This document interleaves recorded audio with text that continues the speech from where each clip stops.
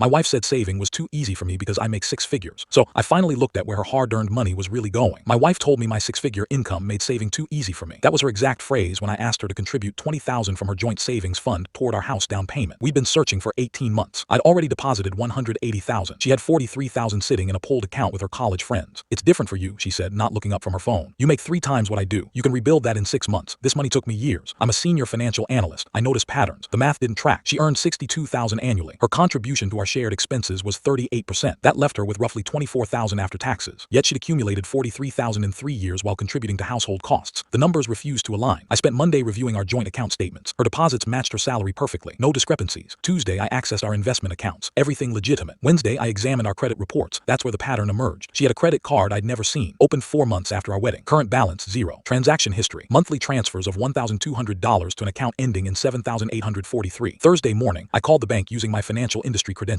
Account 7,843 was the friend's fund, but the transaction logs revealed something she hadn't mentioned. The fund wasn't just savings. It was an investment pool. They'd been buying rental properties in North Carolina. 3 units purchased over 36 months. Her equity stake $167,000. She had leveraged our dual income household, specifically my contribution, covering 80% of our expenses to build a real estate portfolio she'd never disclosed. Friday evening, she announced she'd invited her friends over for dinner. The investment group, she called them. They arrived wearing designer labels. One mentioned their passive income stream. Another joked about secret money. My wife laughed. Some husbands don't need to know every detail. I waited until dessert was served. I have something to share, I said, opening my laptop. The screen displayed a financial breakdown I had prepared. Her friends went silent as they recognized the account numbers. This is fascinating, I began. My wife has told me repeatedly that she can't contribute to our down payment because saving is harder for her. But this analysis shows something different. I walked them through the evidence. Her monthly $1,200 transfers, the property acquisitions, the current equity value, the fact that I'd been subsidizing her investment strategy by covering our living expenses at a ratio that left her with disposable income she'd never disclosed. The most interesting part, I continued, is the tax implication. These properties generate rental income. That's reportable, but our joint tax returns show 0 rental income. Her face drained of color. I've already contacted a tax attorney, I said, not to file anything, just to understand the situation. Turns out when you file jointly and one spouse conceals income, both parties are liable, but there's a separation clause for innocent spouse relief. I stood up. I've also withdrawn my down payment contribution and opened my own account. The house search is canceled. I've scheduled a meeting with a divorce attorney for Monday to discuss asset division and separate financial liability. Her friends collected their things in silence. One whispered, I told you this was risky. As they left, my wife sat frozen at the table. You were right about one thing, I said. It is easier for me to rebuild, but you won't be rebuilding with my money, subsidizing your hidden investments anymore. By Monday, she'd hired her own attorney. By Wednesday, her friends had quietly dissolved their investment group. By Friday, she was staying at her sister's house trying to explain to her family how she concealed $167,000 in assets while claiming poverty. The down payment I'd saved, I invested it in a property downtown. The rental income covers the mortgage. I rebuilt my savings in 4 months. She spent 6 months trying to structure a settlement that wouldn't trigger tax fraud charges. When someone tells you your money is easy, remember they're usually hiding how hard they've worked to